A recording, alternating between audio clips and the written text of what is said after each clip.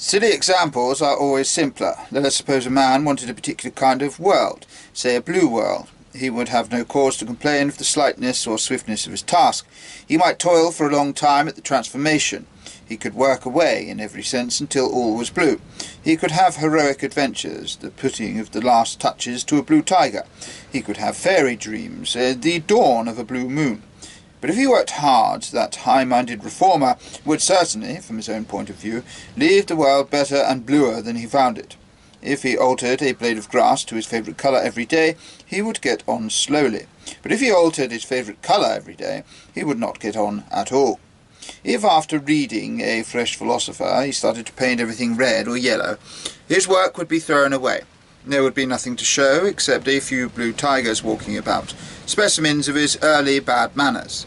This is exactly the position of the average modern thinker. It will be said that this is avowedly a preposterous example, but it is literally a fact of a recent history. The great and grave changes in our political civilization all belong to the early 19th century, not to the latter.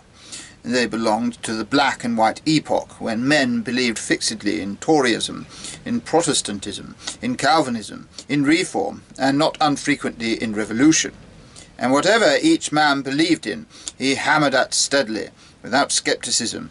And there was a time when the established church might have fallen, and the House of Lords nearly fell. It was because radicals were wise enough to be constant and consistent. It was because radicals were wise enough to be conservative.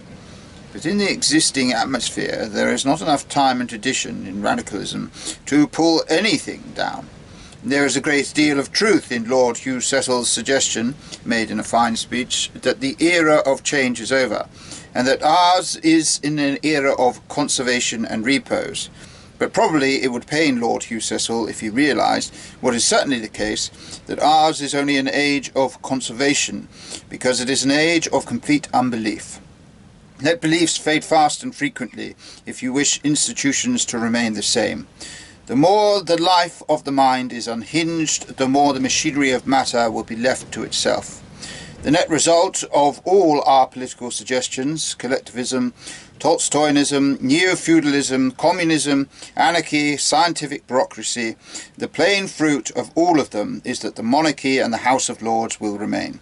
The net result of all the new religions will be that the Church of England will not, for heaven knows how long, be disestablished. It was Karl Marx, Nietzsche, Tolstoy, Cunningham Graham, Bernard Shaw and Auburn Herbert, who between them, with bowed gigantic backs, bore up the throne of the Archbishop of Canterbury.